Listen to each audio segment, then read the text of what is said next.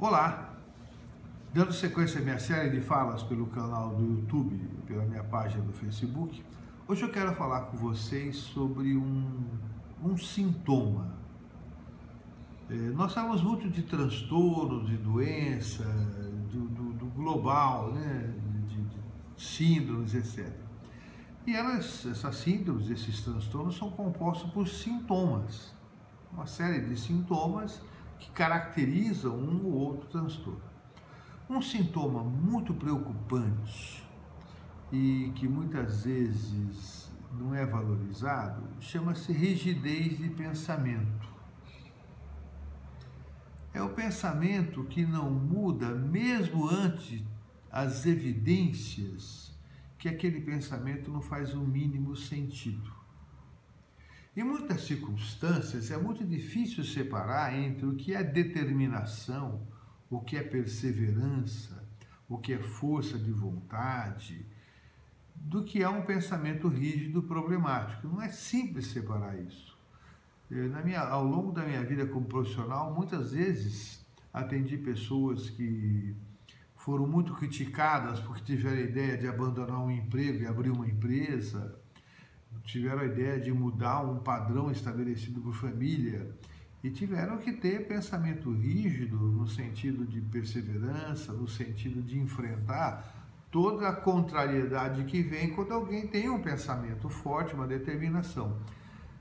E ao olhar inicial, eu não me lembro de ter um paciente meu com essa característica de querer mudar e abrir uma empresa, etc., que não tenha sido chamado de louco pela família. Ouço isso todo dia. Quando eu resolvi sair do meu emprego no Banco do Brasil para abrir minha empresa, a família inteira veio lá e disse que eu era louco e não sei o quê, e hoje estou aqui com a empresa bem sucedida, etc. Isso é uma síntese de muitas formas que eu ouvi isso. Então, não é simples diferenciar entre o que é um pensamento rígido do que é uma determinação, né? O fato é que esta pessoa foi chamada de louca muitas vezes, porque era ousado, porque estava insatisfeito com o que vivia e resolveu mudar, e com o tempo mostrou que aquela ideia sua era válida. Em contrapartida, a outra pessoa que tem uma rigidez de pensamento, quando contrariada, quando confrontada, ela simplesmente ou fica agressiva ou fecha a possibilidade de qualquer conversa, mas ela não evolui na resolução das suas questões, ela não evolui em busca daquilo que ela determinou que deseja, né?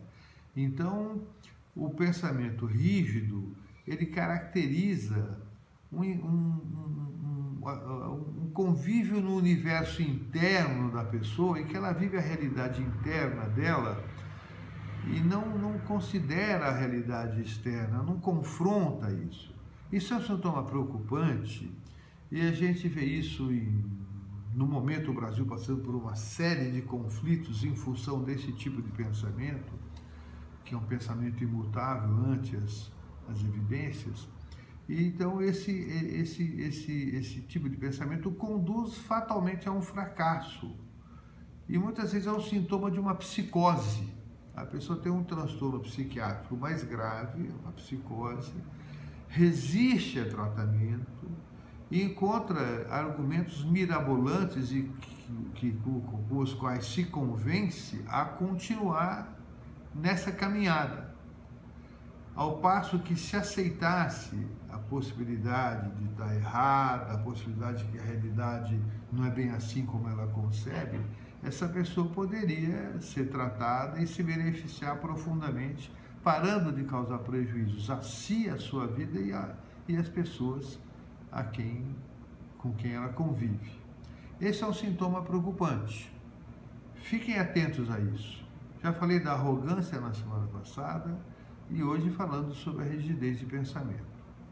Fique atento a isso. Isso pode ser muito útil a você e às pessoas com quem você convive. Até a próxima.